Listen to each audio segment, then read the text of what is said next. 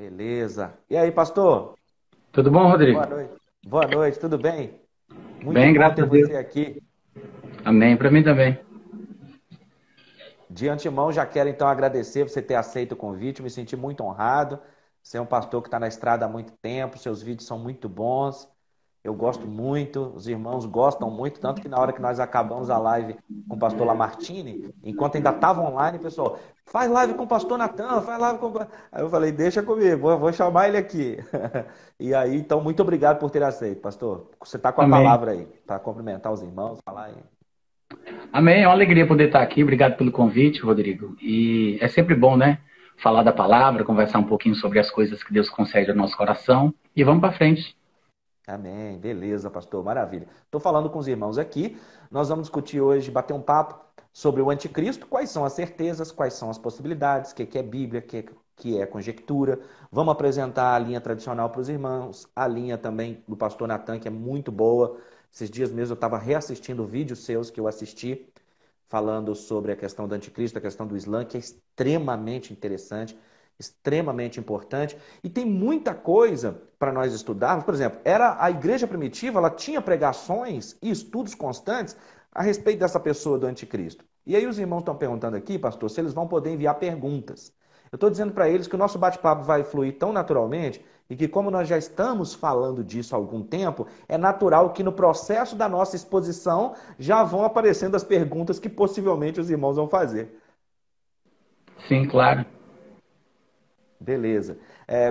Eu queria, se você concordasse, eu vou ficar com a Bíblia na mão, eu fiz umas anotaçõezinhas aqui, ó, coisa pouca, alguns versículos bíblicos que eu queria ler e te provocar a comentar, falar disso, te pedir para comentar, e nós vamos falando. Algumas coisas já chegaram dos irmãos, aí eu anotei, então eu iria fazendo algumas leituras bíblicas, a gente comenta aquelas passagens, e os irmãos também podem ir perguntando aí, vão perguntando aqui embaixo.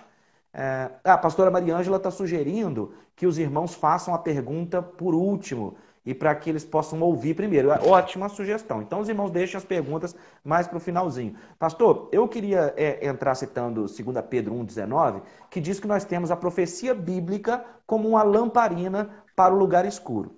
E também Paulo aos Coríntios, no capítulo 13, versículo 9, ele diz que hoje nós conhecemos em parte e que em parte profetizamos. Né? Mas que quando aquele que é perfeito se manifestar, nós conheceremos plenamente.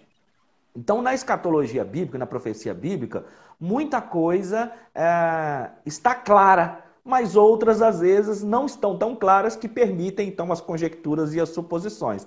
Não é isso, pastor? Ah, Você concorda com isso? concordo perfeitamente, Rodrigo. Plenamente. Então tem coisas realmente que vão assim esclarecendo ao longo que as profecias vão se cumprindo e vão acontecendo. Uma pergunta que sempre aparece, que eu queria te ouvir comentar, vou fazer uma leitura, é o seguinte: os irmãos perguntam, o anticristo é um sistema ou o anticristo é um indivíduo? Aí para essa pergunta, que assim, essa foi muito recorrente ao longo da semana, então eu separei 3 passagens bíblicas para ler e para te pedir para comentar. Eu anotei aqui João 16:11, Daniel 9, do 26 ao 27 e 2 Tessalonicenses 2. Por que eu coloquei essas passagens?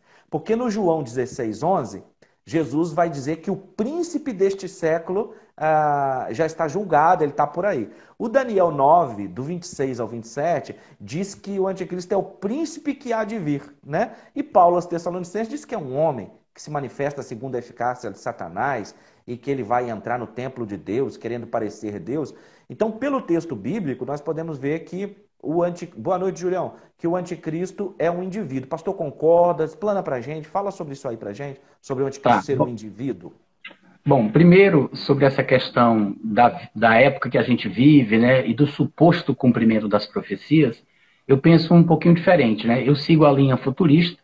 Na linha futurista, pré-milenista, pré-tribulacionista, a gente acredita que as grandes profecias, quase todas as profecias, se não todas, serão cumpridas apenas no futuro. E esse futuro aí é dentro desse intervalo de tempo que vai do arrebatamento até o milênio, né?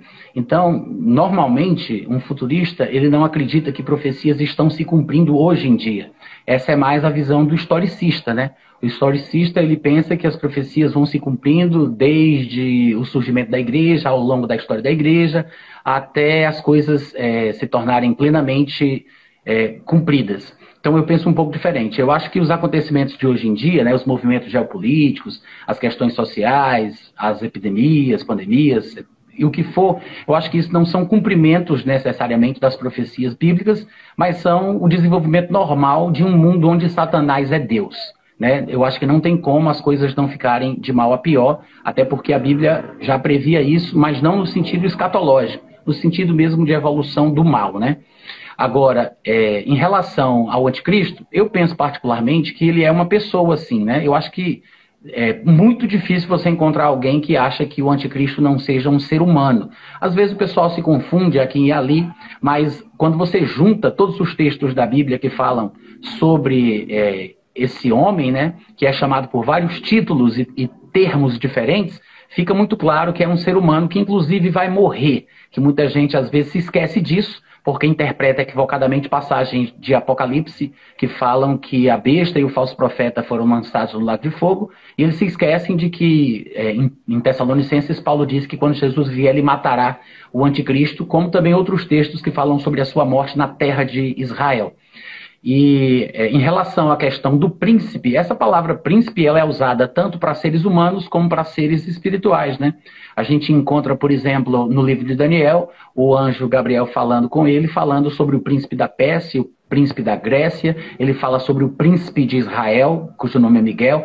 Então ele está falando sobre entidades sobrenaturais, que a gente chama de anjo, né? Mas muito normalmente a gente crê na dualidade da existência, então tem um príncipe espiritual e tem um príncipe natural, né? Tem um regente do governo humano e por trás dele ali tem uma influência, às vezes, de um príncipe, uma entidade sobrenatural. Então, eu creio nisso também. É exatamente a mesma coisa, Rodrigo, eu penso, daquela passagem de Apocalipse que fala que a besta, ela sobe do abismo. Ao mesmo tempo que a Bíblia fala de uma besta que sobe do abismo, fala de uma besta física que invade Israel, inclusive mata os 2 profetas na cidade de Jerusalém, na primeira citação da ideia da besta lá em Apocalipse 11.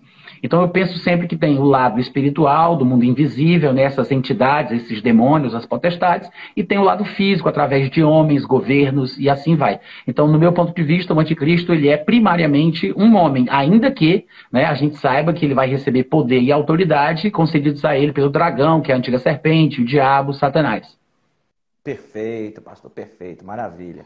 Eu vou fazer uma leitura que está na primeira carta de João para ti fazer uma pergunta, fazer uma provocação boa, num bom sim, provocação no bom sentido.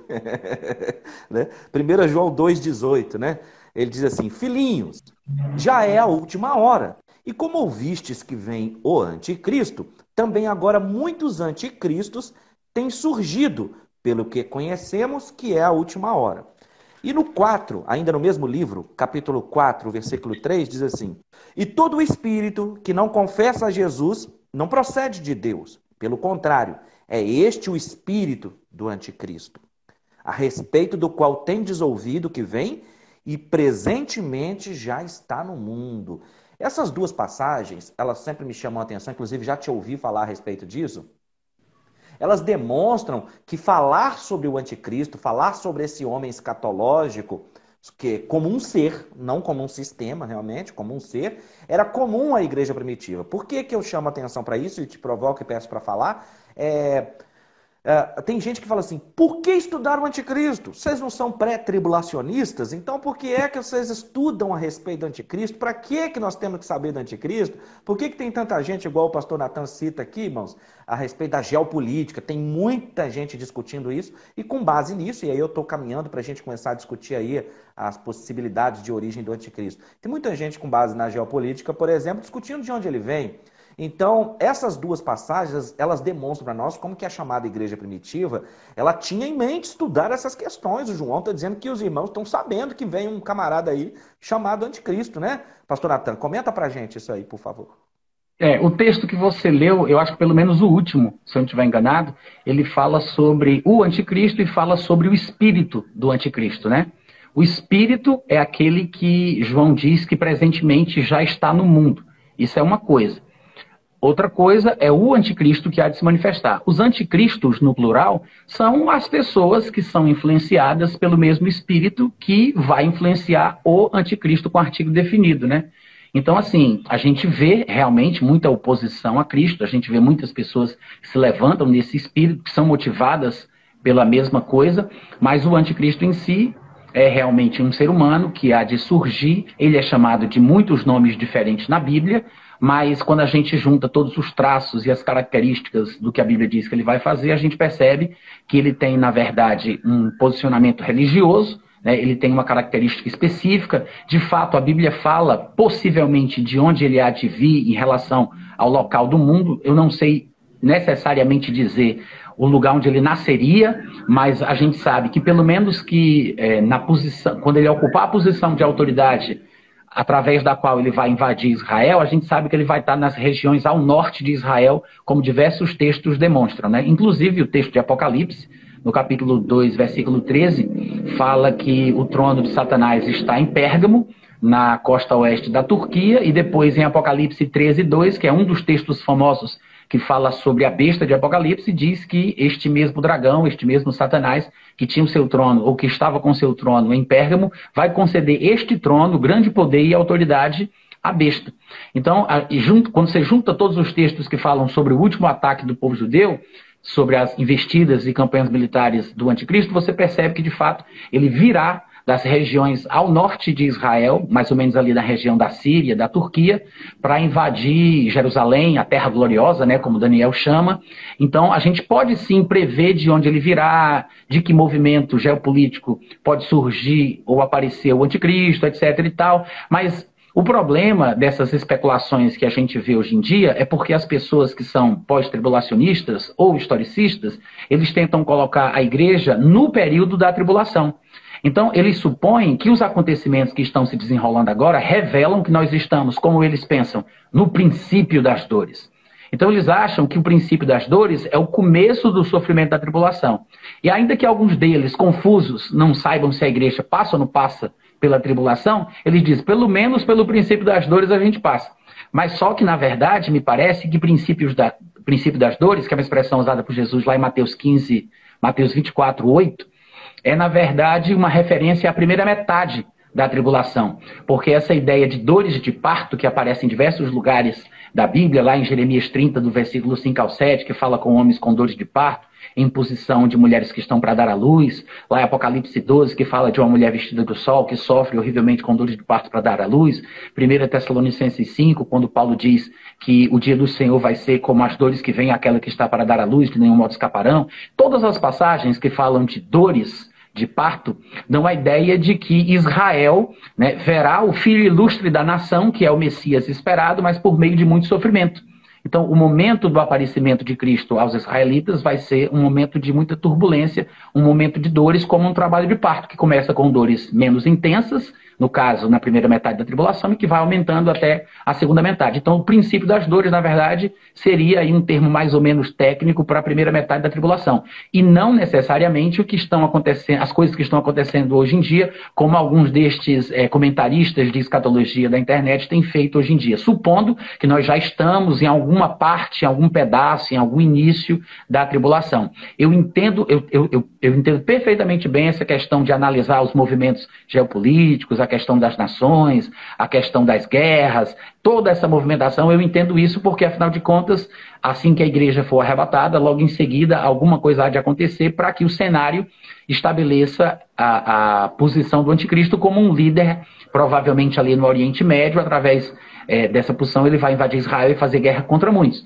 Mas não quer dizer que, para o cristão, para a igreja, seja importante entender isso, imprescindível para que ele tome decisões em relação às casas que ele aluga, o lugar que ele mora, se ele deixa tudo e vai para o mato, se ele vai viver nas cavernas, se ele vai viver de agricultura, como muita gente hoje na internet está pensando que tem que fazer por ser cristão, porque o mundo vai ser engolido pelo anticristo a qualquer momento. Então eu acho que essa é uma pregação que prejudica, é um tipo de abordagem que complica a cabeça do cristão, é um desserviço, porque as pessoas estão ficando angustiadas, com crise de pânico, tomando remédio para dormir, ansiosas. Tem gente que está vendendo terreno, vendendo casa, vendendo tudo, por causa dessas especulações que são muito negativas, que estão fazendo as pessoas acharem que a qualquer momento elas vão receber a marca da besta, sem nem saberem que estão recebendo a marca da besta.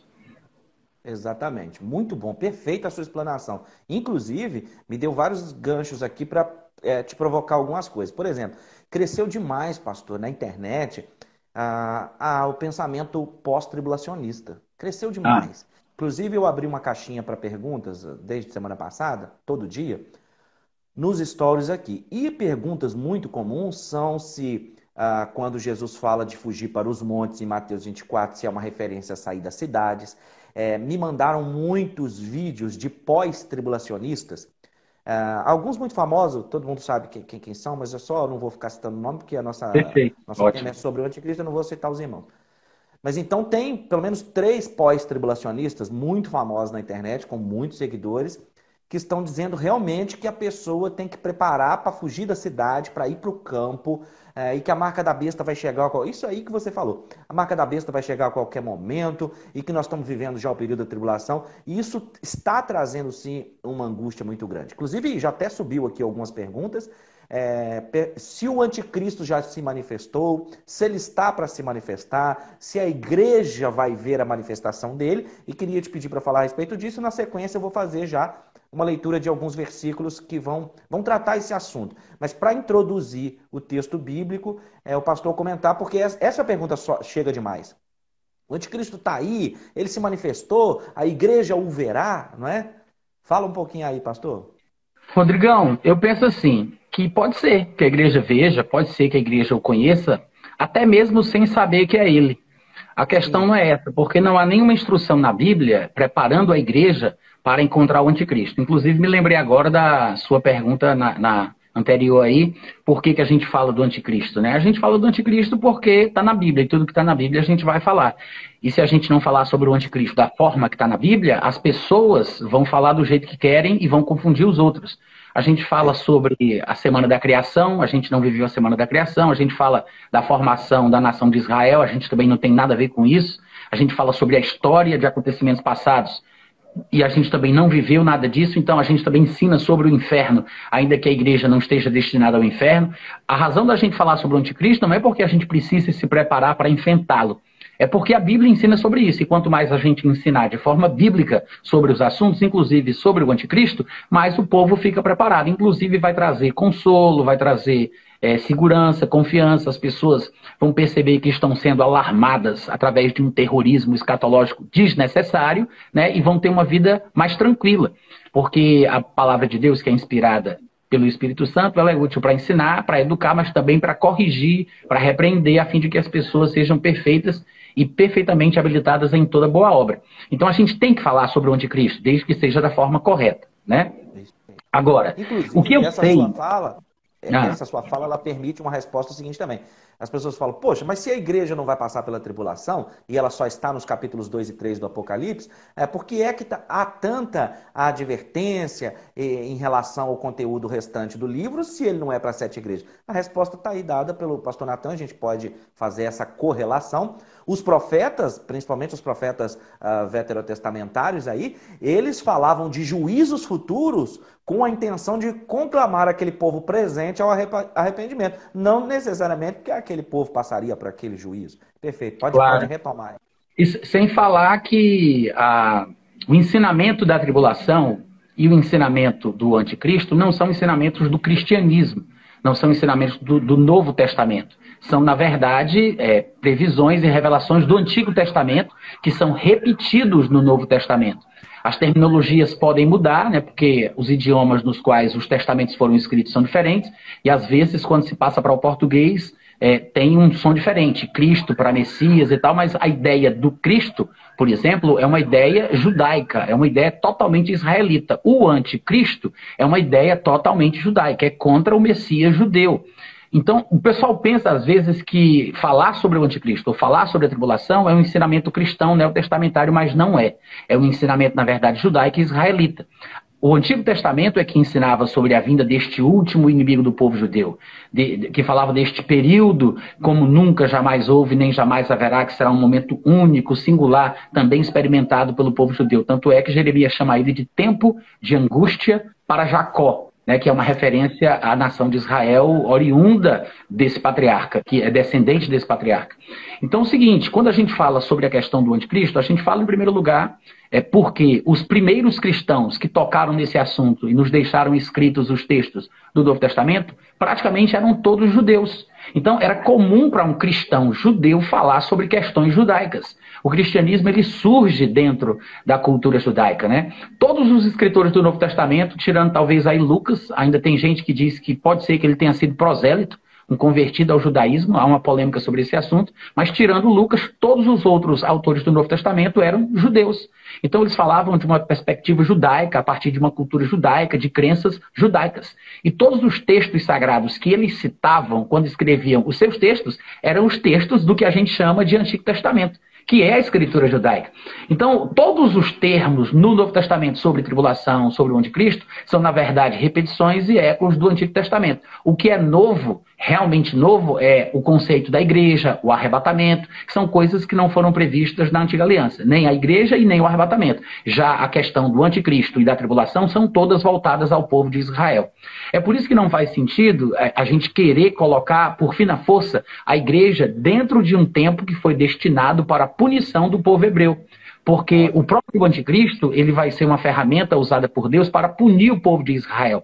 Às vezes o povo se esquece disso. Que a ira, inclusive, Rodrigo, os pós-tribulacionistas que de vez em quando querem explicar por que a tribulação vai ser experimentada pela igreja, eles dizem porque, na verdade, a tribulação é uma coisa e a ira de Deus é outra coisa. Né? De vez em quando eles tentam fazer esse argumento. Eles dizem, não, é porque você não está entendendo. A tribulação é a igreja experimentando, ou os santos experimentando a ira dos homens, a ira do dragão, a ira do anticristo, mas não é a ira de Deus. Eles tentam diferenciar uma coisa da outra. Eles dizem isso porque eles não entendem que a ira de Deus se manifesta através de homens maus, de homens ímpios, governos pagãos, como aconteceu ao longo de toda a história do Antigo Testamento, quando Deus levantou a Síria para punir Israel, quando Deus levantou a Babilônia para punir Israel, principalmente Judá e Jerusalém.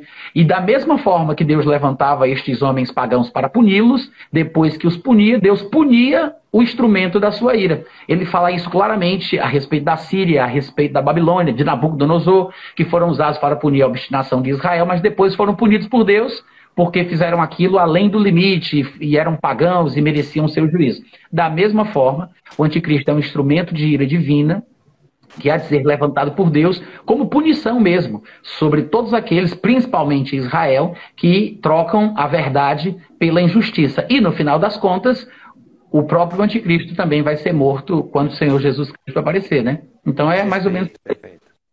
Gênesis 15 mesmo, né, pastor? Pastor, tá me ouvindo bem? Perfeito. Tá dando para me ouvir? Perfeito. Tá. É porque deu um ruído aqui.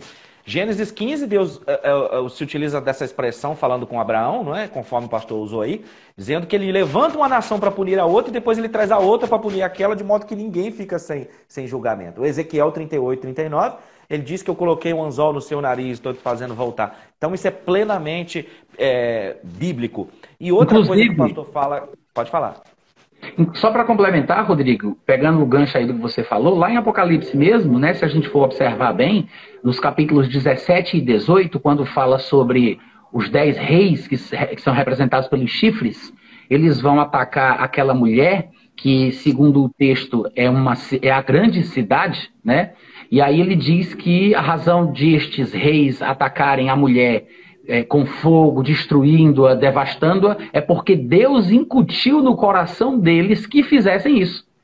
Ou seja, é um juízo divino sobre aquela cidade que é representada por uma prostituta por causa da vontade de Deus de puni-la. É um juízo divino, né? Perfeitamente. Esse texto é muito brilhante. Quando chega no capítulo 17, diz que Deus tinha colocado no coração. Então isso é muito brilhante. Uma outra coisa que eu quero chamar a atenção para os nossos ouvintes aqui na sua fala é quando você diz que o anticristo e a tribulação são assuntos recorrentes na escatologia do Antigo Testamento. nas profecias bíblicas. Você usa até uma expressão muito boa, vou passar a copiá-lo, quando você diz que isso no Novo Testamento é eco, né, das profecias. Eu gostei muito dessa citação, porque isso ajudaria muito os irmãos no seminário, na igreja, para a sua fé, para a compreensão da escatologia e da profecia bíblica, a interpretar a Bíblia. Não promover uma desinterpretação do texto, porque essa menção de anticristo e de tribulação, ela diz respeito muito diretamente à nação de Israel, a um processo de juízo de Deus para aquele povo. Então, às vezes as pessoas não percebem, e aí eu vou me permitir pegar um gancho na sua fala, os pós-tribulacionistas, eles desinterpretam o texto quando tentam enfiar a igreja no Apocalipse num cenário com agentes, com personagens e com situações de juízo que nunca foram prometidos à igreja. Primeiro, porque, como o pastor Natan diz, a igreja é um mistério nas profecias do Antigo Testamento. O arrebatamento é um mistério na escatologia. Quando Paulo usa essa expressão para falar da igreja, para falar do arrebatamento, né? Eis que vos digo o mistério é porque é uma escritura que anteriormente não foi revelada. Inclusive, na live passada, no sábado passado, com o pastor Lamartine, uma das provocações iniciais na live era o fato de que antigamente as pessoas gostavam muito de falar de escatologia. Eu me lembro que nos anos 90, eu assisti a série O Ladrão na Noite, A Grande Tormenta, que eram filmes... Hoje, se os irmãos forem assistir, vão achar que a produção é ruim e que falta muita coisa. Mas para aquela época, a gente tinha uma coisa queimando no peito. Eu mesmo já te ouvi falar, num dos seus vídeos, que você se converte ali pelo 1989, 1990, não é isso? E você menciona um LP que na minha infância também, eu tenho 41 anos, que na minha infância eu ouvi muito e mexeu e mexia demais, que era aquele LP das trombetas, né? A última trombeta.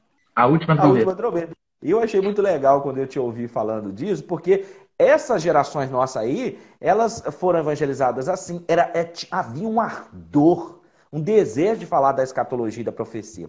Hoje não há esse interesse, e quando se fala é essa confusão, e ao mesmo tempo que a internet trouxe muita coisa boa, olha nós fazendo, nunca podia imaginar que eu ia fazer uma live com o pastor Natan Rufino, fazer uma live com o Lamartine. Vocês são muito badalados na internet, todo mundo sabe que vocês são muito bons pré-tribulacionistas, então eu não imaginava ter uma oportunidade dessa. A internet permitiu, mas ao mesmo tempo ela permitiu tanta gente falar sem preparo, sem estudar, gente que assim, às vezes chegou ontem e que pega uma carona. Você quer ver uma coisa, pastor? É impressionante como que pós-tribulacionista às vezes aparece para atacar a linha pré, mas com desrespeito, com a grosseria, com a falta de educação, tudo é heresia. Um irmão mesmo apareceu falando um monte de coisa aqui na live passada, eu não dei ideia não, mas depois eu atendi ele no privado. Eu falei, irmão, você não tem educação, irmão, misericórdia.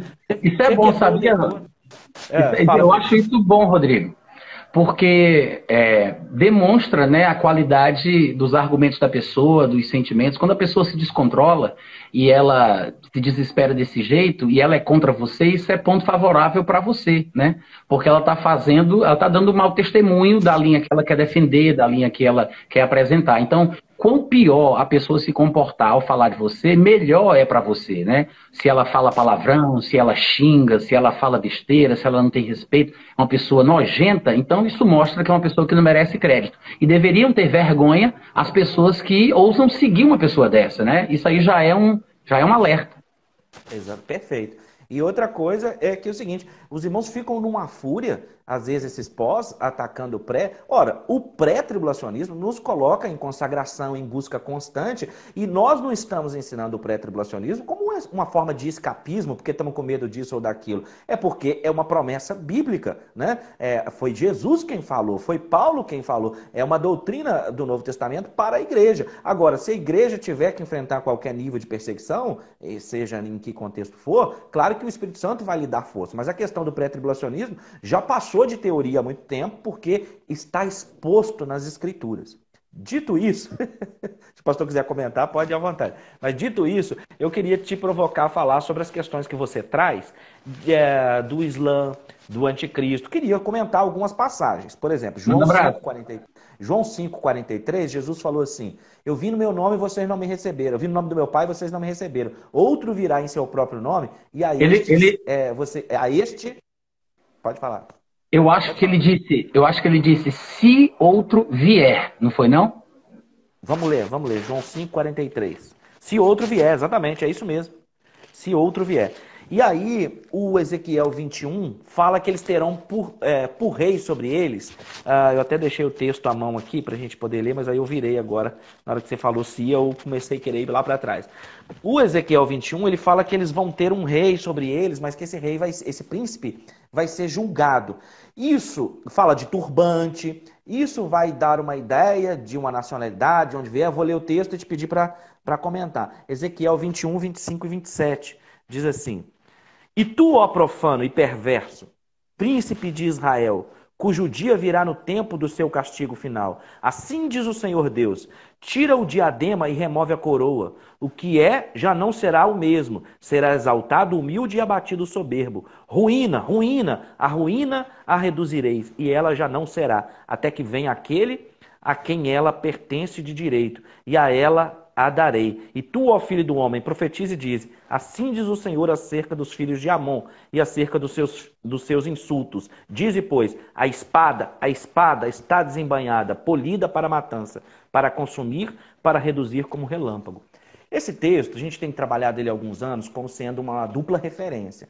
E nessa dupla referência, ele falando também do anticristo, já que ele diz que o príncipe de Israel, ele é profano, e vai citar algumas referências aliando ele com o anticristo. Por que o anticristo aparece nesse texto, ou em outros mais, ou essa questão, se outro vier em seu nome, a ele recebereis, e Daniel 9, 26 ou 27, fala dele fazer uma aliança com muitos por uma semana. Comenta para nós esse negócio da aliança de 7 anos, se essa aliança é com Israel, o que tem a ver esse líder sobre Israel, esse príncipe profano. Você está com a palavra, fala para nós aí. Ô Rodrigo, primeiro, aquela passagem de João capítulo 5, às vezes as pessoas usam essa passagem para dizer que o anticristo ele vai ser um judeu, né? Porque acham que Jesus está profetizando ali, mas ele não está profetizando, ele está falando de uma adagem popular. Ele não está dizendo outro virá em seu próprio nome. Ele diz, não, se outro vier. Ele não está dizendo que vai vir. Se ele fosse falar do anticristo, ele diria, não, ele vai vir. Porque a gente sabe que ele virá, porque há textos que dizem que ele vem. Então ele não está falando do anticristo, porque ele fala de uma forma condicional. Isso aí é uma adagem popular, não é uma profecia sobre o anticristo. Só que as pessoas pensam que Jesus fala do anticristo porque não entenderam o que ele quis dizer. Jesus simplesmente falou o seguinte, que ele veio em nome do seu pai e o pessoal não o recebeu. Agora, se qualquer outro vier, qualquer outro, se outro aparecer em seu próprio nome, querendo causar uma revolução, sei lá, até para libertar o povo judeu, para libertar Israel, eles vão seguir a essa pessoa, que é exatamente o estigma que paira sobre o povo hebreu. Todas as épocas, quando surgiu alguém se autoproclamando o Messias, o povo de Israel seguiu a esse, mas nunca seguiu o verdadeiro, que era Jesus, que foi enviado pelo Pai. Aí você vai ver os vários exemplos, um dos mais famosos é Bar Kokhba, né? A revolta de Bar Kokhba, quando o Rabino Akiva disse que ele era o Messias, seguiram ele e, na verdade, não era. E ao longo das gerações, em todos os tempos, sempre os rabinos elegem um suposto Messias. Se você for agora pesquisar sobre Israel, você vai ver que tem pelo menos 2 ou 3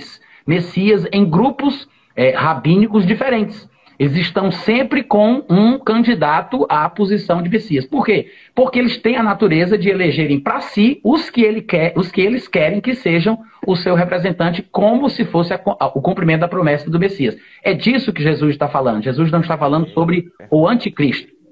Até porque, quando você vai estudar na Bíblia, você vê que o anticristo ele não vai ser um judeu. Não tem nem como ele ser judeu. Porque na estátua de Daniel, por exemplo, né, que vai desde Nabucodonosor até o anticristo ali, passando por todos aqueles reinos, nenhum dos governantes, nenhum dos reis, nenhum dos imperadores, ele é judeu. Todos são gentios. E quando você chega na passagem de Daniel capítulo 9, que eu acho que é um dos textos que você citou, você vê claramente o Daniel falando que o povo do anticristo vai destruir a cidade do povo judeu. E fica muito, muito claro no texto que ele se refere a um conflito de 2 povos, ou seja, um povo externo ao povo hebreu virá contra o povo hebreu. O povo externo é o povo do príncipe que virá, que é, no caso, o anticristo. Então, o povo do anticristo não é o mesmo povo hebreu, porque senão Daniel estaria falando sobre uma guerra civil dentro de Israel. E o assunto ali não era esse. Ele estava falando sobre o povo do anticristo atacar o povo judeu o povo hebreu. Então, o anticristo ele não vai ser judeu. Ah, mas a Bíblia não fala que ele vai fazer uma aliança com muitos? Alguns acreditam que muitos aí é muitos judeus, né? Muitos israelitas.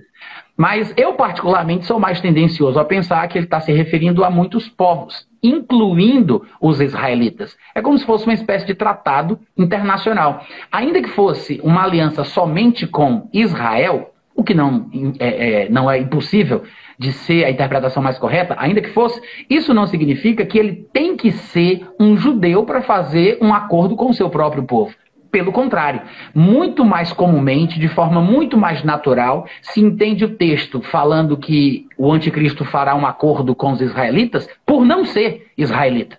Porque se ele é israelita, se ele é judeu, hebreu de hebreus, ele não faz acordo com o seu povo, isso não chama atenção. Ele está dentro, incluído na cultura, no povo, é gente da gente. Agora, quando ele vem de fora, aí faz sentido o texto ser construído de uma forma que diga que ele fará uma aliança com o povo judeu, porque ele não é judeu. Agora, acordos de israelitas com líderes que não são judeus é a coisa mais comum do mundo. Desde os tempos bíblicos, acordos que foram feitos entre os persas, e há tanta história, até hoje em dia mesmo, né, os acordos, os tratados com o Egito, com a Turquia, com a Jordânia. Isso aí é a coisa mais normal, não há nada de extraordinário nisso. O fato é que quando o anticristo fizer esse tratado de 7 anos com a nação de Israel, na verdade, ele vai fazer um acordo e provavelmente por meio desse acordo é que vai ser possível que os israelitas reconstruam o seu templo e eles vão pensar que tem paz e que tem segurança, mas não significa que os judeus vão considerar este homem que possibilitará essa reconstrução como o Messias. Não significa isso. Significa apenas que eles vão acreditar que tem paz, que tem segurança, mas, na verdade, a gente sabe que é um embuste. Na metade da semana ele vai quebrar esse acordo e vai invadir Israel. Por que eu acho consistente a ideia, eu acho coerente a ideia de que ele venha do mundo islâmico? Porque os únicos que dominam o Monte do Templo, onde o templo tem que ser reconstruído, é o povo muçulmano, que não por acaso é descendente de Abraão, né? Que é descendente de Abraão, de Ismael e de Esaú. Eu digo assim, esses três, não que Esaú tenha sido filho de Ismael, mas porque Ismael e Esaú fizeram aliança, né? A Bíblia fala que Ismael foi buscar mulheres na casa de Esaú e eles trocaram aliança e se misturou. Tanto é que, hoje em dia, a palavra árabe significa misturados, né? Eles são miscigenados. É um povo misto. São os descendentes de Ismael e de Esaú, que são, na Bíblia, os eternos inimigos dos judeus de todos os tempos. É o povo que está ao redor de Israel, contra quem todas as profecias foram feitas, né? O povo ao redor, o povo ao redor, o povo ao redor. É sempre a mesma coisa. Então, desse povo é que provavelmente surgirá o anticristo e, claro, só pode ser desse povo porque são os únicos que têm domínio sobre o monte do templo. Eu acho impossível, sabe, Rodrigo, surgir um outro povo que passe a ter o domínio que os muçulmanos têm sobre o Monte do Templo, sobre o Monte Moriá. Eu acho impossível que nós tenhamos tempo hábil para que se levante uma nova religião de proporções mundiais, que tem as características que o islamismo tem e que tem a autoridade que o islamismo tem, as características políticas, militares e religiosas que o islamismo tem, que completa todas as perspectivas bíblicas. Eu acho impossível que surja um outro movimento mundial que tenha autoridade sobre o Monte do Templo, que tenha ao mesmo ódio do povo judeu, a mesma obsessão por conquistar Jerusalém e que seja descendente de Ismael. Eu acho praticamente impossível. Então, assim, durante muito tempo eu não enxerguei isso, né? Porque eu sempre segui a linha clássica pré-tribulacionista. Claro, hoje eu também sigo o pré-tribulacionismo clássico, e só mudou um pouquinho nessa parte mesmo aí do anticristo e tal, porque eu comecei a pensar um pouco diferente. Quando eu te convido para falar esse tema justamente, é porque eu havia assistido os seus vídeos sobre a sua perspectiva, a maneira que você está abordando essa questão do anticristo, quando você fala da estátua do sonho de Nabucodonosor e coloca a questão das coxas e do ventre. Realmente, quando você fala contrapondo isso ao Império Romano Oriental, Império Romano Ocidental, essas coisas me chamaram muito a atenção. Tem uns indícios muito interessantes. O profeta Isaías, no capítulo 3, versículo 18, ele fala de um juízo de Deus contra o pessoal que adora os símbolos de meia-lua. Eu não sei se o pastor já observou, já deve ter observado. Os juízes também questionam isso. E aí eu fui, depois de ver os seus vídeos, fui pesquisar algumas coisas e fui observando que isso remonta inclusive a Baal e Astarote. Essa questão, muitos dos símbolos, muitas das coisas utilizadas no Islã, vai remontar a isso, e aí o material que eu li sugere que muitos deles não sabem disso, né? Seria um dos motivos de por que Alá não é o Deus dos judeus, não é o Deus cristão, não é o Deus da Bíblia. Muita da prática, a própria pedra negra que tem para que eles fazem a peregrinação, o símbolo da meia-lua, as expressões referentes aos exércitos dos céus, como ligando a constelação. Esse texto, para quem quiser ver de Deus falando juízo contra esse símbolo da meia-lua, está em Isaías. Isaías capítulo 3, 18.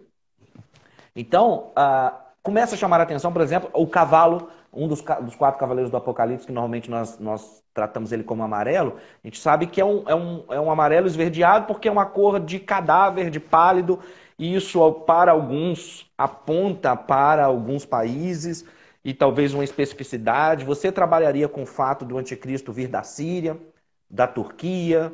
Esses países têm, por exemplo, a Turquia tem parceria econômica. Em 95 ela assinou um tratado, depois 99, depois 2005, fazendo parte, por exemplo, do conglomerado aí da União Europeia. Então tem muita gente que pensa se seria ou se não seria, mas eu também já te ouvi expor que o povo do príncipe não seria o Império Romano, mas os exércitos, esse que ele utilizava naquele momento. Fala um pouquinho pra gente também disso aí, pastor. Eu já pensei de outra forma, tá, Rodrigo? Só para você entender que eu já preguei, já criei de uma forma diferente. A nossa linha pré é praticamente idêntica e eu mudei um pouquinho de 2013 para cá, mas a estrutura é a mesma, exatamente a mesma. Inclusive, eu acho que os melhores livros são o livro Manual de Escatologia do Dr. Pentecoste, Quando a Trombeta Soar, dos 21 escritores que foram chamados para fazer esse ensaio. Gosto do 1ª e 2ª Tessalonicenses do John Walvoord e Mark Hitchcock, da editora Chamada, que são pré-tribulacionistas clássicos, dispensacionalistas clássicos e tal. Só muda nesse ponto aí, né, que eles não concordam, mas vai ver que eu é que estou errado e eles estão certos. Mas, de qualquer forma, eu penso assim, quando Daniel fala o povo do príncipe que vai vir, a palavra povo usada ali no hebraico, né, é a palavra que na Septuaginta foi traduzida para etnon.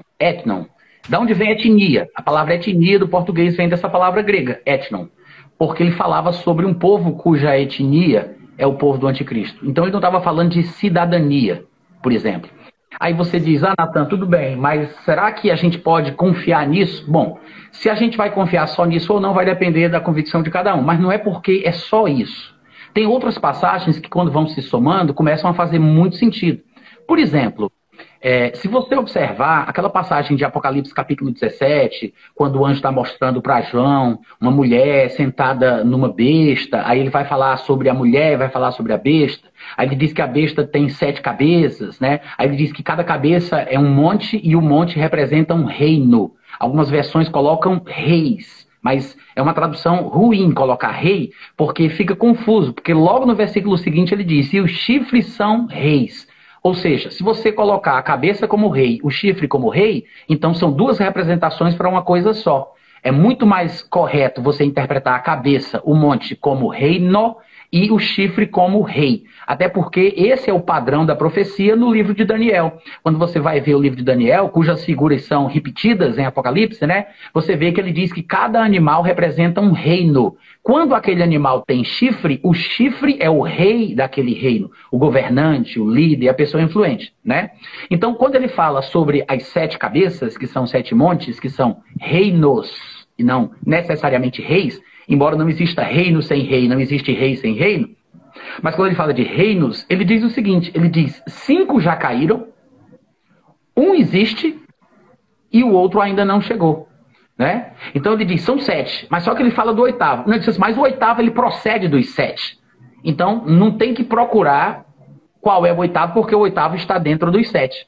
Mas o que é curioso é que ele diz que esta identidade final da besta, ela vai ser caracterizada por uma identidade que ela já teve antes, não tem na época de João, mas vai voltar a ter. Então só pode estar entre os reinos que caíram.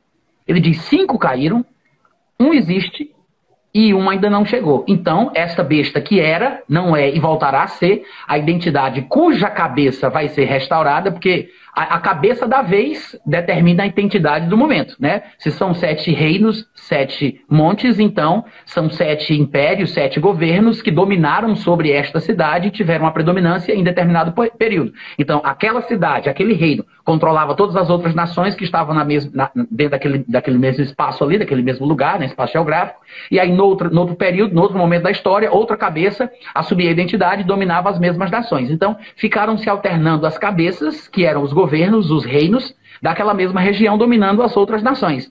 Uma destas cabeças, um destes reinos, que foi ferido de morte no passado, que não era mais, voltaria a ser.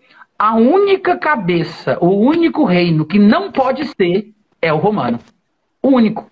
Porque ele disse, 5 caíram, um agora existe e outro ainda não chegou. O único que existia, que não podia se caracterizar pela besta, porque a besta era, não é e voltará a ser, é o romano. Então, assim, quando você começa a juntar os textos, Rodrigo, os versículos, você começa a analisar friamente, sem emoções, né? Vai ter um período assim de desconstrução, de choro, você vai ter que abrir mão de algumas coisas, que já aconteceu comigo, né? Mas quando você começa a examinar, você diz assim, cara, não tem sentido. Como é que poderia ser o Império Romano se tudo aponta num sentido contrário a ele? Em questão à estátua mesmo que você comentou, é muito curioso que a divisão em 2, que vai permanecer até o fim, ela tenha acontecido exatamente no Império Grego. Porque quando a Bíblia fala que a estátua se dividia em 2, muitas vezes a gente só lembra das pernas. Mas, na verdade, a divisão ela começa no reino, no Terceiro Império. Porque fala que aquela parte que é de bronze começava como uma só unidade, mas depois, no seu estado final, está dividido em 2 pedaços. Né, que vai, algumas versões dizem até a metade das coxas e outras dizem até os quadris, que são 2. Às vezes a gente esquece, mas os quadris são 2, são prolongamentos ósseos nos quais se encaixam os fêmures. Né? Então são 2 quadris, mas eu gosto da versão que diz até a metade das coxas, porque são 2, então não tem como errar. O que quer dizer que o próximo reino na profecia tem que ser na sequência profética, tem que ser um reino cuja divisão em 2 sejam extensões do Império Grego. Não pode ser um reino simplesmente que veio logo em seguida ao Império Grego, como é o caso do Império Romano, só por causa de uma sequência cronológica natural. A sequência ali é profética. Então tem que ser o reino que se encaixe no estado final, na divisão em 2 que o Império Grego alcançou. Ele começa como um bloco só, Alexandre morre, tem os 4 generais, lutam entre si, só sobra 2 dinastias, que é a Seleucida e a Ptolomaica, na Síria e no Egito. E aí eles começam a guerrear e tal. E o reino do norte, no meu ponto de vista, hoje em dia, que é falado lá no livro de Daniel, é exatamente o reino do anticristo. E quando você começa a considerar a possibilidade de que o anticristo ele surja dessa região da Síria, da Turquia, né, onde estava a dinastia Seleucida, você diz, cara, as evidências são muito grandes. O próprio livro de Daniel, ele fala mais da Grécia do que de qualquer outro império. No capítulo 2, no capítulo 7, no capítulo 8, no capítulo 9, no capítulo 10 e no capítulo 11. Não pode ser coincidência. Então, o que é que eu acho? Eu acho, né, que o anticristo ele vai sair dessa região, desse mesmo lugar, e ele vai ser um descendente, né, vamos dizer assim, de Ismael, de Abraão, etc e tal, mas que surge aí desse mesmo lugar onde estava a dinastia Seleucida. É o que eu penso. Perfeito, perfeito, muito bom. Inclusive, Rodrigo, desculpa te atrapalhar. Não, pode falar, pode falar. Inclusive, quando a gente vai para o texto de Apocalipse 13, você olha ele falando lá, a aparência da besta é semelhante ao leopardo.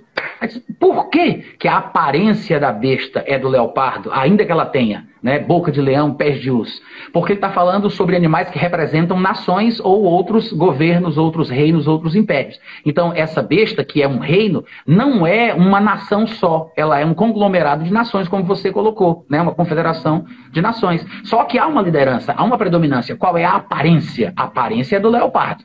A boca é disso, os pés, mas a aparência é do leopardo.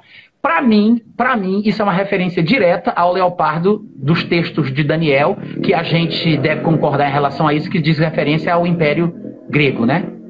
Sim, perfeito. A velocidade da conquista do Império Grego, tudo isso muito interessante, muito bom. E a região também, né? e a região também. Para os irmãos que estão ouvindo, como o pastor Natan já disse, nós somos pré-tribulacionistas e concordamos assim praticamente em tudo. Inclusive, eu acolho muito bem essa ideia. Quando eu te ouvi falar a respeito dessas coisas, elas têm me colocado em reflexão. E uma coisa que você diz também é para analisar mais friamente, mais sem emoção, porque é isso, né? Nós falávamos na live passada com o pastor Lamartine sobre isso, sobre ir sinceramente para o texto, deixando o texto dizer o que ele quer dizer. Isso é de suma importância. Com relação ao anticristo e o Apocalipse 13 que você citou, e ainda eu coloquei aqui para a gente comparar Ezequiel 28, 2 ou 10, podemos ler ou não, porque na verdade eu não combinei com você até que horas nós poderíamos ir, então para poder saber como é que está a sua programação, se eu reativo os comentários e a gente abre para perguntas. Mas, por exemplo, quando o Apocalipse 13, e em comparação com Ezequiel 28, dizem de uma ferida mortal e dele ser curado. Como que você trabalha isso escatologicamente, sendo esse personagem, nessa linha de raciocínio? Tá. Rodrigo, quanto tempo tem aí? Porque a live no Instagram ela não cai mais. Antigamente você só podia fazer uma hora. Agora dá para fazer 2. Então, assim, vai dar uma hora... Tem certeza. Vai dar uma hora que eu tô fazendo só pelo Instagram ultimamente. Porque é mais fácil fazer por aqui, o pessoal pergunta, esse negócio de você ativa, desativa os comentários, acaba que o Instagram fica mais fácil de fazer. Eu já fiz algumas pelo YouTube também, mas a gente tem optado por fazer pelo Instagram. Então Rodrigo, a gente tem 1 hora de live atualmente, nós estamos agora chegando a 1 hora. Pode falar. Aí onde tem o nome ao vivo, tá aparecendo quanto tempo aí? Toca no nome ao vivo. Toca. Deixa eu ver, peraí. Aqui tá aparecendo que tem 56 minutos e 37 segundos. Perfeito, tá. Então vou me despreocupar, tá? Vamos conversar mais. Sobre essa questão da ferida mortal, né? É isso que você está perguntando? Isso aí. Eu conheço a visão mais tradicional que diz que o anticristo vai ser morto na metade da semana, ele vai ressuscitar quando Satanás descer à terra, aquela coisa toda, a primeira coisa que ele vai fazer é ressuscitar o anticristo, etc, etc, etc. Eu acredito que o texto ali não está falando sobre uma pessoa. Primeiro porque, quando fala sobre a besta que era, não é, mas voltará a existir, eu acho que está falando sobre o reino, não está falando sobre o homem que vai controlar o reino. Quando fala do homem, eu penso que fala sobre o chifre. No caso aí dessas ilustrações, o animal, os chifres e tal, a cabeça. O chifre é o homem. A besta, o animal, é na verdade o reino.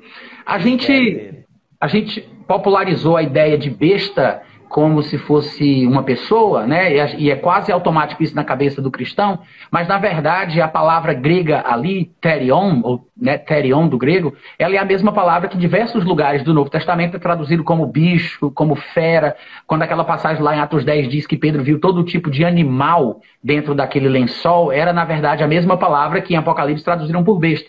Só que os tradutores, eles têm essa predileção pela palavra em português que eles vão dar aquela mesma palavra grega por causa do contexto apocalíptico. Aí, como a palavra besta se consagrou, eles colocam besta. Só que na cabeça do crente, quando ele lê besta, ele traduz automaticamente, instintivamente, por homem.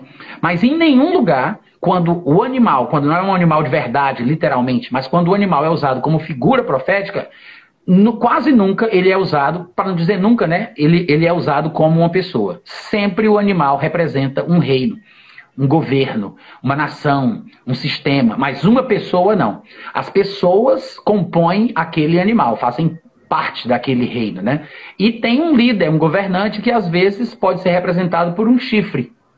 Então, quando fala que a besta era, não é, mas vai voltar a existir, eu acredito que ele está falando sobre uma identidade de um reino que já existiu, que vai voltar a existir. Provavelmente fazendo uma referência, pelo que a gente já conversou aqui, a um reino que vai surgir do mesmo lugar onde era a sede da dinastia Seleucida, ali na Síria e Turquia, naquela região, né, aquele mesmo lugar, ou talvez uma referência direta ao próprio Império Grego, o que eu acho mais difícil. Eu acho que é muito mais uma citação ao lugar, ao mesmo lugar, mesma região, né? E quando ele fala sobre que era, não é porque realmente a liderança da época em que João estava vivo estava nas mãos de Roma, que não estava sediada na Turquia, na Síria, não tinha nada a ver. Então ele estava falando de um ressurgimento de uma liderança diabólica que seria sediado novamente naquela mesma região e que mais uma vez atacaria o povo de Israel e a cidade de Jerusalém. Inclusive, no texto lá de Daniel 10, quando a gente vai falar que a melhor figura profética do anticristo é Antíoco IV Epifânio, eu acho que o pessoal às vezes não percebe isso. Porque Antíoco IV Epifânio é exatamente o descendente de Seleuco. Antíoco era o nome do pai de Seleuco. O pai de Seleuco se chamava Antíoco. E em homenagem ao seu pai, ele colocou o nome da cidade de Antioquia, em homenagem ao seu pai. Um dos descendentes de Seleuco é Antíoco IV Epifânio, que todos os pré-tribulacionistas concordam que é o tipo do anticristo, é a figura perfeita do anticristo. Mas eu acho que as pessoas não percebem que elas reconhecem e depois fogem da figura. Porque isso significa que... Isso ligaria essa identidade até o momento do Apocalipse. De forma perfeita, né? Porque se ele é o tipo do anticristo, a melhor representação, como muitos pré-tribulacionistas reconhecem, por que não usar esse reconhecimento, né? Esse fato? Por que depois de reconhecer isso, você tira o anticristo do seu contexto e coloca ele lá na Europa?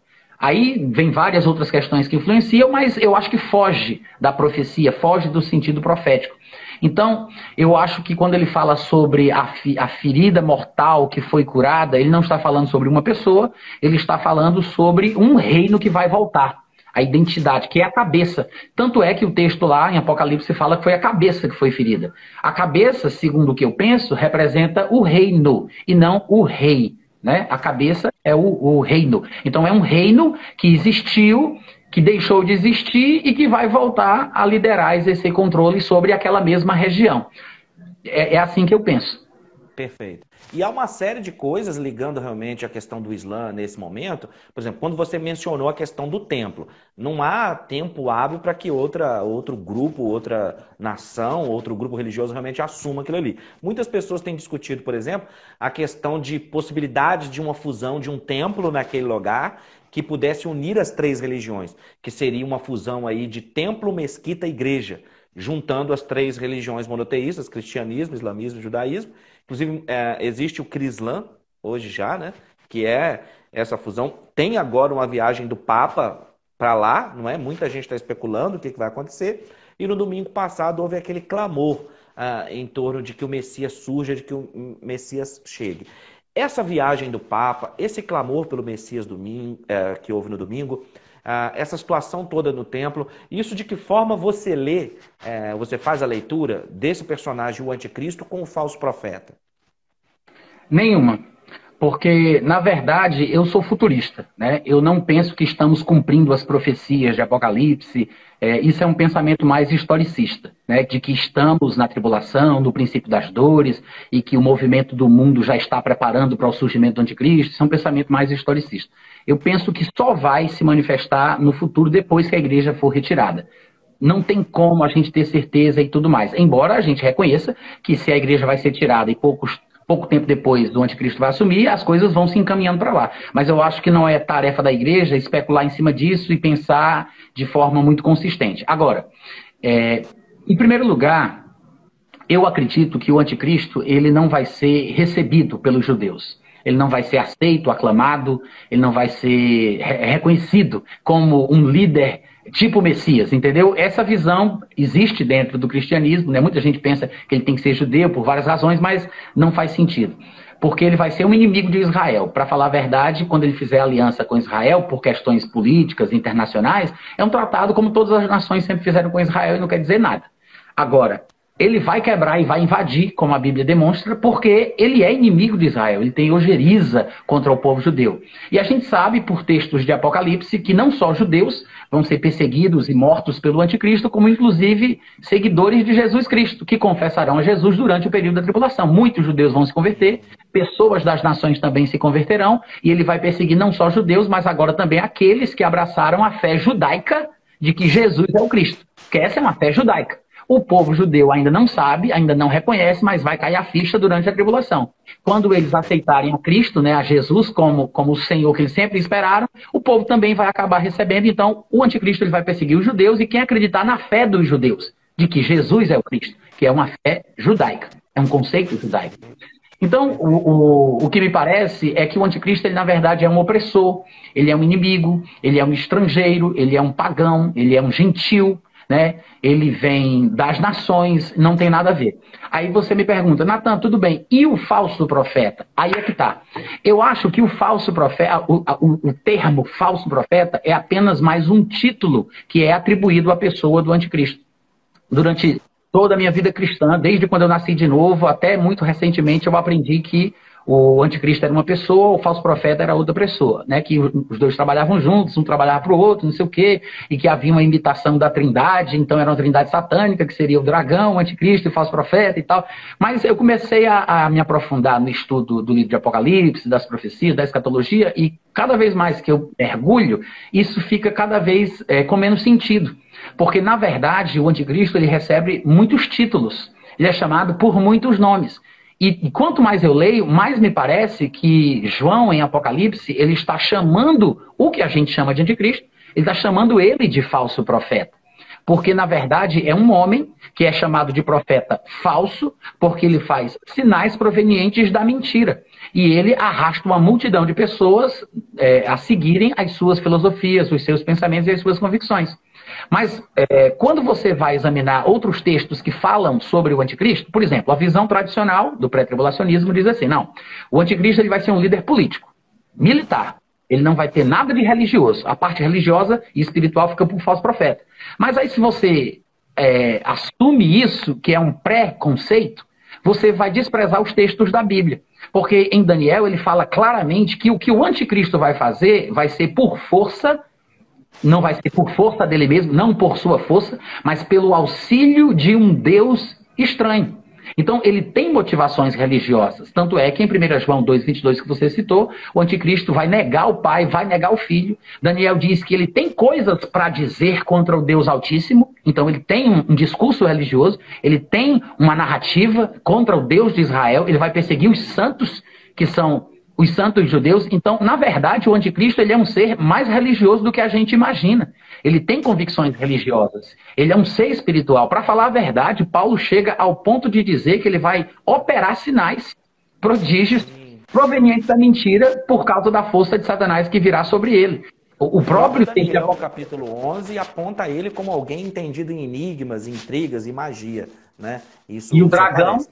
E o dragão vai conceder a ele poder, autoridade, etc. Então, quando a gente junta todos os textos, isso é o que eu acho. Quando a gente junta todos os textos, me parece que são nomes, títulos diferentes dados a ele por cada profeta dentro do seu próprio contexto.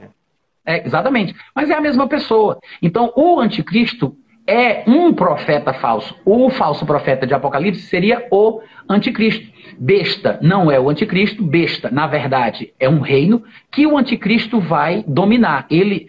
A besta de Apocalipse não é o reino do anticristo. O anticristo não é o idealizador desse reino, como a gente costuma pensar. Na verdade, esse reino ele surge antes do aparecimento do anticristo no cenário mundial. A confederação de reis ela acontece, se consolida antes do surgimento do anticristo, e os reis eles dão autoridade à besta, que é o reino, aquela confederação. Eles cada um, né, com a sua representatividade, vindo ali como rei representante da sua nação, coloca ali naquela aliança a autoridade que tem, então eles dão autoridade à besta, não é ao homem, é ao reino. Só que depois que os 10 reis estão unidos numa confederação, tardiamente surge o tal do chifre pequeno que aparece lá no livro de Daniel. Então ele vai derrubar 3, vai assumir a liderança e vai passar a ser o governante daquele reino. Mas não é ele quem idealiza, não é ele quem começa, ele não é o rei daquele reino, ele usurpa aquela posição, assume a liderança, né? Como você até falou aí sobre intrigas e tudo mais, ele tem essa característica. A Bíblia chega até a falar sobre o seu semblante ser sisudo, um homem um homem de semblante duro e tudo mais. Então, ele vai assumir essa posição. Quando lá em Apocalipse, no capítulo 13, fala sobre 2 bestas, né, uma que se levanta do mar, outra que se levanta da terra, ele dá aquelas características, no meu ponto de vista, isso é uma forma de João interpretar, é a visão que João recebeu, então ele tem que falar do jeito que ele viu. Mas me parece que é uma referência à mesma visão de Daniel, daquele animal que tinha 10 chifres, depois surge um chifre pequeno. Só que João, ele não vê as coisas do mesmo jeito que Daniel. Ele não vê 10 chifres, depois surgindo um chifre pequeno, não. Ele vê um animal com os 10 chifres. Depois ele vê outro animal, no qual tem 2 chifres. para mim, um desses chifres, que representa uma pessoa, é o anticristo, que surge de um segundo lugar. Então, o anticristo ele não vai estar na confederação inicial, na formação inicial da Confederação dos Reis, né, que é aquele reino que surge ali como um conglomerado de nações. Posteriormente, como previsto no livro de Daniel, é que vai surgir o anticristo, e pelo que João diz, de um outro lugar, porque fala de uma outra besta, então se refere a uma outra nação ou a outro conglomerado de nações. Esses dois grupos vão se unir, porque esse homem que vem desse outro império, dessa outra nação, deste outro lugar, ele vai assumir a liderança desse reino que surgiu primeiro. É ele que é chamado de o falso profeta e que assume a liderança e começa a falar sobre a besta. Ele começa a elogiar a besta, a glorificar a besta, que é o reino, o império, que ressurgiu. Né? Então vamos fazer uma homenagem à besta, vamos fazer uma homenagem ao império que ressurgiu.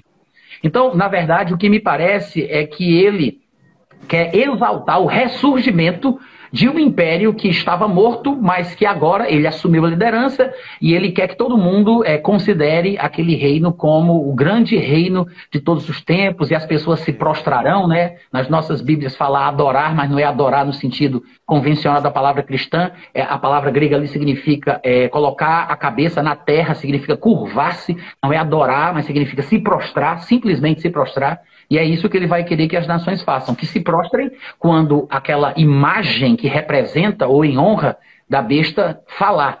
Que me parece as minaretes das mesquitas quando sai o som pelos alto-falantes conclamando o povo a se curvar na oração. Então, quem não se curvar quando soar aquele som, aquela voz, ele vai ser exterminado. Tudo, para mim, se encaixa dentro da perspectiva islâmica, sabe, Rodrigo? Perfeito, perfeito. Seguindo, continuando então nessa linha de raciocínio do falso profeta, é perceptível que o povo de Israel caiu muito mais na mão do de falsos profetas do que na mão de filisteus ou de qualquer um dos seus inimigos. Foi muito mais no falso ensino, no engano.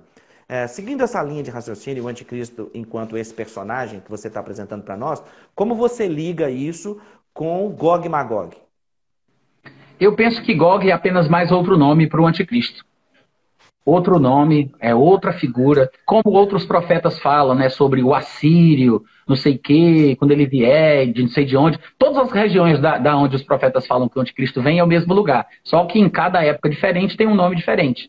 Gog, por exemplo, alguns pensam que seria uma referência à Rússia, né, mas isso aí é uma demonização da teologia estadunidense. Quando eles começaram a desenvolver esse pensamento, como havia essa oposição entre a Rússia e os Estados Unidos, eles demonizaram a Rússia, dizendo que eles seriam, na verdade, o Gog, que viria lá de Ezequiel 38 e 39. Mas não faz muito sentido, porque essa linha que diz que a Rússia é Gog, Gog vem da Rússia, né? Essa linha, ela diz que Gog vai ser destruído e depois de Gog virá o anticristo, né? A linha de interpretação que coloca Gog na Rússia diz isso, que Gog será um último inimigo de Israel antes do anticristo. Mas o texto de Ezequiel 38 e 39 que fala de Gog não diz isso, diz o contrário. Diz que Gog vai ser o último homem na face da terra a blasfemar o nome de Deus, e que depois que Deus matar Gog, jamais em toda a terra se blasfemará o nome do Senhor. Ou seja, como é que Gog é um cara que vem antes do anticristo, se o anticristo é aquele que falará coisas incríveis contra o Deus Altíssimo? É totalmente incongruente. Além disso, lá em Gog, acho que é 39, né? 38 e 39, mas eu acho que é 39, ele vai dizer o seguinte, que quando ele matar Gog e todos o conhecerem, a terra se encher do conhecimento de Deus e nunca jamais blasfemarem o nome do Senhor, aí ele diz, e todos conhecerão que eu sou o santo em Israel. Essa expressão, santo em Israel, ela não aparece em nenhum lugar da Bíblia, nem de Gênesis a Apocalipse, em nenhum lugar. Só aparece ali em Ezequiel 39. Não é o santo de Israel, que aparece em vários outros lugares, é o santo em Israel. O que é uma referência, muito provavelmente, sobre a segunda vinda de Cristo, quando ele matará o anticristo com o sopro da sua boca. Então, quando ele estiver em Jerusalém, que é o momento em que Gog será morto, todos conhecerão que ele é o santo em Israel. E eu sei que existem pessoas que pensam, né, que tem defesas e tudo mais sobre Gog vir da Rússia, mas tem muita gente boa também que não concorda com essa interpretação e que acredita que, na verdade, Gog é uma referência à Ásia Menor, à antiga Anatólia, que é onde está a Turquia hoje. Inclusive, todos os que não concordam ou que pensam que Gog é da Rússia, todos esses acreditam que as outras nações que são citadas em Ezequiel 38 seja de lá. Togarma, não sei o quê, todas aquelas outras. Não, isso aqui é Ásia Menor. Aí quando eles vão para Gog, aí não, isso aqui é Rússia. Então, por que eles não seguem o mesmo padrão? Eles dizem, mas está escrito virar das bandas do norte, virar do extremo norte. Mas a mesma expressão que é usada para Gog é usada para Togarma e para os outros que eles acreditam que é na Ásia Menor. No mesmo texto, ali mesmo. Então, assim, é uma coisa incongruente. Eu acho que é uma persistência, né, por querer manter uma tradição que vem se perpetuando por anos, e aí eles não têm coragem de abrir mão para enxergar o que realmente está escrito. Isso é muito comum. Eu percebo na escatologia essa coisa. Tem muitas coisas da escatologia, que como eu citei inicialmente Paulo aos Coríntios, tem muita coisa que não estava tão clara. E tem muita coisa que estava clara. Então, às vezes a pessoa tem uma linha de raciocínio escatológica que faz muito sentido, mas às vezes não está disposto a abrir mão de um ou de outro ponto, porque afinal existe todo um arcabouço para defender aquela linha. Então, às vezes, chega em algum momento, dá algum enguiço por conta justamente disso. Não, eu já estou com essa linha aqui, eu preciso fechar 100% com ela até o final. E aí, por conta disso, em sala de aula, ministrando aos alunos nesses 15 anos, eu estou sempre chamando o Agostinho de Hipona. Quando ele diz, nas coisas essenciais nós devemos ter unidade. Nas coisas duvidosas, liberdade. Em todas as coisas, caridade, que é a palavra traduzida para amor. Por que eu cito isso? O que é essencial? Essencial é que Cristo veio, morreu, ressuscitou e vai voltar.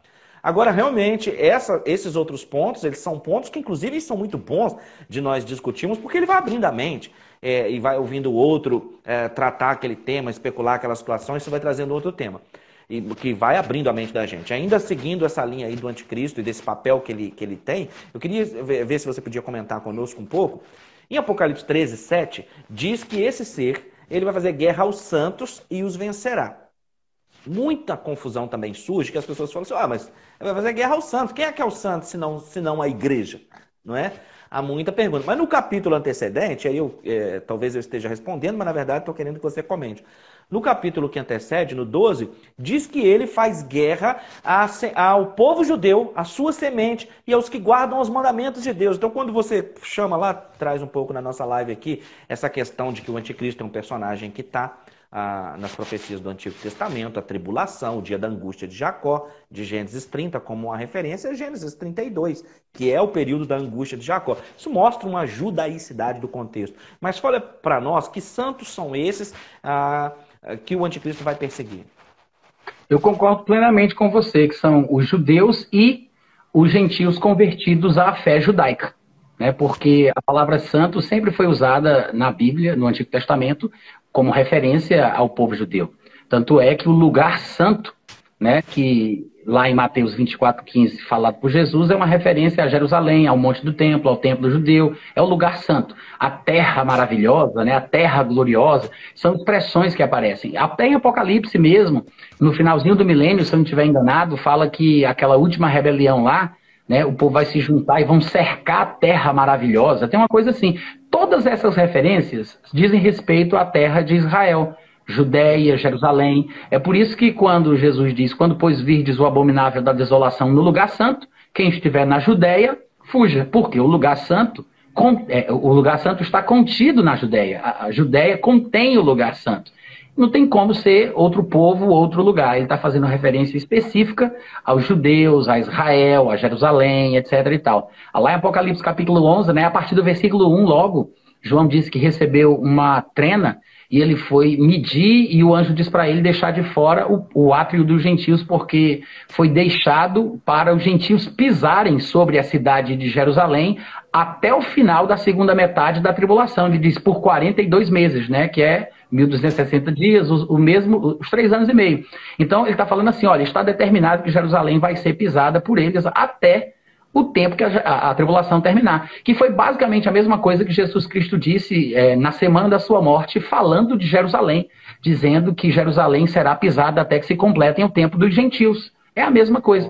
Então, quando o anticristo invadir a terra de Israel, a Judéia e Jerusalém, ele vai exercer controle sobre a cidade. Ele vai mudar as datas comemorativas, ele vai mudar as festas, ele vai mudar o calendário, ele vai exercer o controle ali. Quando a Bíblia fala sobre pisar, é no sentido de ter controle mesmo, de ter domínio. Quando Daniel diz que ele vai mudar os tempos e as leis, é porque ele vai adequar o calendário, as festividades, a religiosidade, tudo que diz respeito aos feriados nacionais, para a sua cultura, para a sua religião, para o seu ponto de vista, que no meu ponto de vista vai ser uma abominação, uma coisa horrível, porque é justamente o oposto do que o judeu crê que é a fé islâmica, né? É um paganismo, é uma coisa nojenta, horrível e tal. Então ele vai pisar a terra de Israel, vai maltratar os judeus, vai perseguir os judeus, vai mudar a lei dos judeus, vai mudar o calendário, os tempos, as festas e tudo mais.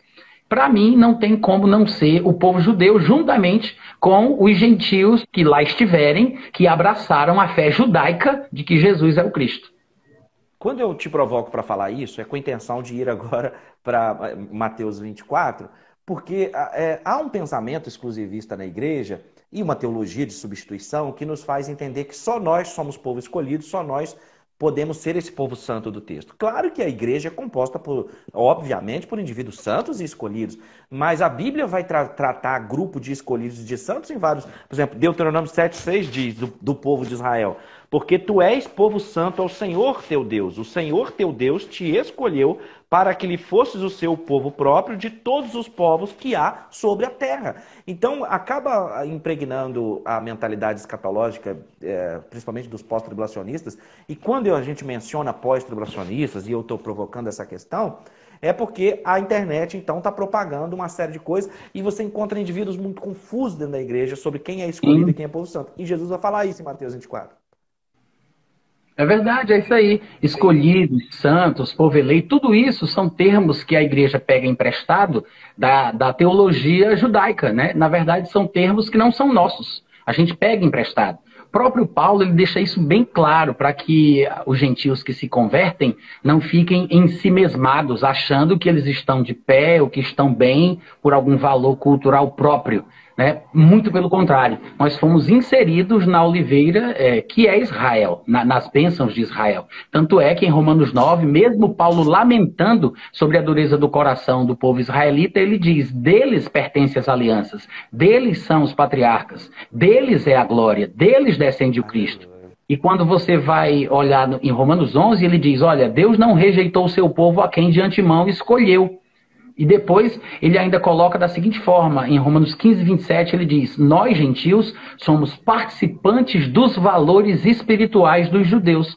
Ou seja, a gente participa dos valores espirituais, a gente recebe essas bênçãos, mas não significa que a gente vira judeu, não significa que nós somos o Israel de Deus, como as pessoas interpretam Gálatas 6,16 de forma equivocada. Pessoas não entendem Romanos 2, 28 e 29, quando Paulo diz: porque judeu não é aquele que o é apenas exteriormente, nem circuncisão aqui é somente na carne, porém judeu é aquele que o é interiormente, e circuncisão aquela que é no espírito, no coração. Ele não está falando sobre gentios que se convertem.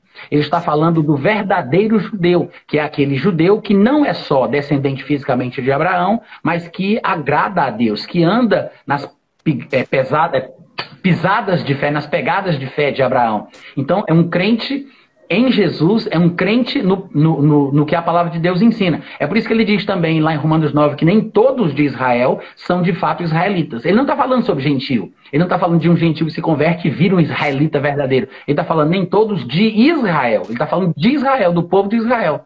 Não é todos do mundo. Ele está falando nem todos de Israel. Então isso é um grande erro e é isso que causa essa grande confusão. O pessoal achar que Israel foi rejeitado, que Israel... a identidade nacional de Israel foi aniquilada, não existe mais o povo judeu e não tem mais plano nenhum de Deus para eles, e por isso a igreja, substituindo o Israel e tendo se tornado o Israel de Deus, né, nessa louca interpretação desse povo, aí eles acham que é por isso que os santos, os escolhidos, o povo de Daniel, lá de Daniel 12, só pode ser a igreja, o que não tem sentido nenhum. Sabe que por causa disso eu criei uma playlist lá no canal só para... o título da playlist é esse. É uma pergunta para provocar lá. A igreja é o Israel de Deus? E aí eu acabei gravando uma série de vídeos discutindo Gálatas, igual você está falando, e trazendo essas questões.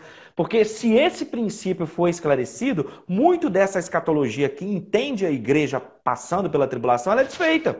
É verdade. Porque quando você entende que igreja é igreja, Israel é Israel, que Deus tem um plano profético para um e um plano profético para outro, e que o texto de Gálatas está muito claramente dizendo que da regra que é sobre aqueles que andam de acordo com aquilo e sobre o Israel de Deus, mostrando justamente, concordando, corroborando essa sua fala. Eu queria até aproveitar isso, aproveitar também a sua audiência, aproveitar as pessoas que te seguem. Lá no meu canal, se chama A Hora da Escatologia, é o mesmo nome aqui do Instagram.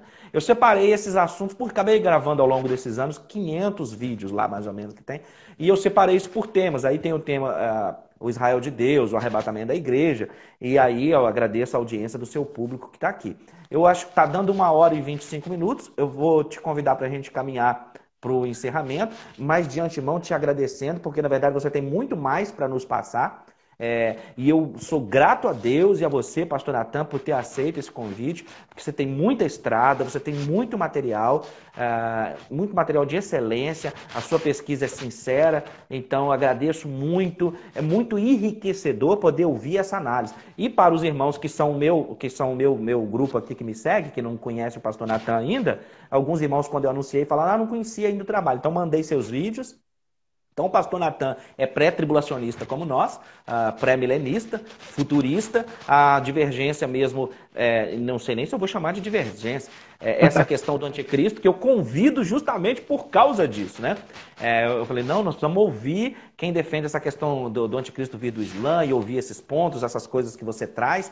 Isso desperta, faz a gente pensar, não é? Eu costumo dizer que isso é como semear sal na boca, porque a pessoa fala, peraí, deixa eu ver aqui na Bíblia, deixa eu ver isso aqui que ele falou, deixa eu comparar. E isso vai nos enriquecendo, vai trazendo muita oportunidade. Pastor Natan, se você me permite ainda aproveitar a sua audiência, esse é o meu livro, Escatologia e Esperança para o Nosso Tempo. Tem 20 anos que eu estudo o tema, 15 anos dando aula do tema, aí nasceu esse livro, que eu falo para os irmãos, irmão, isso aqui é meu filho. Quem comprar ele vai ter meu filho nos braços. E aí a pessoa pode adquirir ele no site da Amazon, no Brasil, no exterior, aí alguns irmãos adquiriram na Europa. Então vai ser um prazer muito grande se os irmãos puderem adquirir. Essa live, pastor, vai ficar salva aqui no Instagram e eu também vou salvar ela lá no meu canal no YouTube. Vai fazer parte, eu tenho uma playlist lá sobre o líder mundial, né? Sobre o líder anticristo. Inclusive, isso era uma outra provocação que eu queria te fazer, mas como está dando 1h26, que eu sei que você trata o tema do anticristo não como um governo mundial, e você brilhantemente diz que governo mundial, governo global, um governo de fato universal, é o governo de Cristo. Né? E é muito interessante quando você fala isso, porque eu estava comentando com os irmãos essa semana sobre isso, falei, porque inclusive haverão nações que vão se opor ao anticristo e vão entrar vivas para o milênio. Então estava trazendo essa questão. Se você quiser fazer, eu vou te devolver a palavra agora, se você quiser, aproveitando nas considerações, comentar isso também, vai ser muito bom. Vou até, inclusive, aproveitar para te perguntar se eu libero os comentários aqui para alguma coisa no final. Claro, por mim... Então vou liberar aqui só para alguma coisa. Na verdade, os irmãos que pediram. Eu comecei a ver os irmãos pedindo, tira o comentário, tira o comentário. Porque fica passando no rosto. Então eu vou voltar aos comentários e estou devolvendo aqui, irmãos, a palavra ao pastor Natan, para ele falar isso aí, fazer as considerações. E agradeço todo mundo que esteve presente conosco aqui, participando com os comentários e que está firme conosco aqui no online. Se o pastor também me permitir, no sábado que vem, Deus me deu outra graça. Sábado passado ele me abençoou, permitindo fazer a live com o pastor Lamartine. Hoje ele está me dando essa graça de poder fazer com você, que eu estou me sentindo profundamente honrado e grato. E no sábado que vem eu vou fazer com o pastor Abraão de Almeida, né, que é o autor do livro Manual da Profecia Bíblica, Gog e Magog, Uma Profecia para Hoje. Ele tem 80 anos, né, pastor Natan? É um homem assim que a gente conhece, a leitura, nós que estudamos escatologia, a gente conhece. Então, assim, é uma graça de Deus muito grande poder fazer a live com ele. Se os irmãos puderem estar presentes também, vai ser sábado às 4h. Né? Ele mora nos Estados Unidos, então vai ser 2 horas no horário dos Estados Unidos e 4 horas aqui no horário do Brasil. Então é isso, eu vou devolver aqui ao pastor Natan e vou liberar os comentários. Gente, pastor, você está com a palavra. Rodrigo, eu tenho um livro, tá, publicado sobre esse assunto. Se alguém tiver dúvida, tiver curiosidade, está no meu site, tá? A Bíblia, o Islamismo e o Anticristo. E também aí no perfil do Instagram eu tenho uma loja. Se a pessoa for lá no meu perfil, ela vai ver uma loja e tem como comprar lá dentro ali, tem os links tudo direitinho. Eu falo bastante sobre isso, né? Eu explico por que eu penso assim, como é que isso aconteceu comigo, de eu mudar de ponto de vista, né? E passar a acreditar dessa forma. E aí eu expresso tudo o que eu penso. Sobre a questão do anticristo não dominar o mundo todo, eu antigamente pensava que dominaria, né? Mas depois eu comecei a perceber que aqueles impérios da estátua de Daniel, por exemplo, nenhum deles dominou o mundo todo. e se o império do anticristo seguiria o padrão profético de todos os impérios anteriores, e a única diferença dele seria porque ele destruiria todos os que vieram antes, ou seja, os quatro, né? Os três anteriores, porque são 4 reinos ali na estátua, né? O último, que é o do anticristo, tem 2 versões, a parte das pernas e a parte dos pés, mas são apenas 4. Então, ele vai destruir todos os 3 anteriores, que são citados pelo nome, que são o babilônico, o medo-persa e o grego. O livro de Daniel só fala desses 3, ele não menciona o quarto. A gente é que às vezes coloca lá o Império Romano. Eu penso que fala sobre o Império Islâmico, que ele surge como uma extensão da divisão em 2 do antigo Império Grego. No mesmo ano, eles conquistaram a antiga região da dinastia Seleucida e conquistaram o Egito também, colocando as suas bases lá. E até hoje eles são inimigos, né? Ao norte e ao sul. A exemplo do que aconteceu no Império Grego também. Então, eu não acredito numa liderança mundial, num governo mundial, estritamente mundial. Porque eu sei que ele vai causar uma comoção mundial, talvez até uma guerra mundial, mas não significa que ele vai dominar o mundo todo. Se ele tivesse realmente domínio sobre o mundo todo, eu não veria necessidade de espíritos imundos saírem da boca do dragão, da besta e do falso profeta, né, para se dirigirem aos reis da terra para tentar convencê-los a se unirem com ele para lutar contra o Senhor Jesus. Não faria sentido. Porque se todos estão debaixo do seu controle, por que esse ministério diabólico tentando convencer os reis do mundo? Isso mostra que tem oposição, tem nações que não concordam. Daniel diz que ele vai invadir a terra gloriosa, mas das suas mãos escaparão estes. Aí ele fala, os príncipes de Amon, os príncipes de Edom, ou seja, vão escapar, né? Tem uns que ele conquista, tem uns que ele não conquista. Além disso, lá em Apocalipse, tem uma pergunta que é feita pelos seguidores dessa filosofia, dessa religião, que é: quem é como a besta? Quem poderá pelejar contra a besta? Não se faz esse tipo de confronto sem que haja oponentes, sem que haja uma oposição, adversários, inimigos, né? Você não faz isso, você não fala isso para pessoas que estão debaixo do seu controle. Então, para mim, isso me lembra muito aquela disputa de Davi com Golias. Davi assim, intimando ali, Golias intimando ali, né, provocando, da mesma forma. Então, isso para mim mostra que o mundo não estará todo debaixo do controle do anticristo. Inclusive, me parece até que o pensamento do anticristo vir da religião islâmica se consolida ainda mais, porque fala de uma comoção mundial. Ainda que ele não domine o mundo todo, a religião islâmica ela é hoje praticamente a maior religião do mundo. Só não é ainda considerada a maior porque o cristianismo tem que se juntar em todos os seus segmentos, a ortodoxia, né, as seitas, o catolicismo, o protestantismo, os anglicanos, tem que juntar tudo para poder ser maior do que o islamismo. E isso no último censo, né? Ninguém sabe como é que está a situação, a coisa pode ter mudado, porque os muçulmanos eles têm muitos filhos, todos os filhos já nascem islâmicos e eles se espalham por toda a terra. Então, essa comoção mundial, ela faz muito mais sentido acontecer através do islamismo, porque um líder islâmico dando uma ordem, ele pode criar o que é chamado de lobos solitários que fazem atentados terroristas onde eles estiverem, né? Embora eles não estejam controlando o mundo todo, vai ser uma confusão mundial nesse sentido pela influência que um líder islâmico pode exercer sobre toda a comunidade islâmica no mundo. Agora, a gente sabe que não é mundial o domínio do anticristo, porque a Bíblia fala que ele vai estabelecer uma marca dentro do seu império. Quem não aceitar essa marca vai ser morto. Como é que poderia ser um domínio mundial se ele vai matar todo mundo que não aceitar a marca do seu reino? Se ele domina o mundo inteiro, então o mundo inteiro estaria debaixo da pena capital do anticristo por não receber a marca. Só que, ao mesmo tempo, a Bíblia fala que Deus vai matar quem receber a marca. Então, se o anticristo mata quem não recebe a marca e Deus mata quem recebe a marca, quem é que vai sobrar para o milênio? Né? Quem vai sobrar para o milênio? Não tem sentido, eu acho, né? Não tem sentido essa interpretação. Sim, concordo com você. Eu tenho trabalhado muito isso em Mateus 25 e Zacarias 14, demonstrando que haverão muitos povos aí que vão passar vivos da tribulação para o milênio. Perfeito, perfeito. Amém, é isso aí. Ô, Rodrigo, se você quiser encerrar, você pode encerrar, tá? Eu agradeço aí pelo convite, pelo tempo, e Deus te abençoe profundamente em nome de Jesus. Amém. Muito obrigado, viu, pastor? Então, pastor, vai ficar salvo no Instagram, vai ficar lá no YouTube, na playlist do do líder mundial, do líder do anticristo. Se você Amém. quiser pegar aqui, pegar lá, fica à vontade, utiliza, Obrigado. faça como o pastor considerar melhor. Irmãos Tá que bom. não sabem, o canal do pastor Natan tem o mesmo nome dele, Natan Rufino. Então é muito fácil de encontrar lá, de achar material de altíssimo nível, edições muito boas. Então o seu livro a gente compra onde, pastor?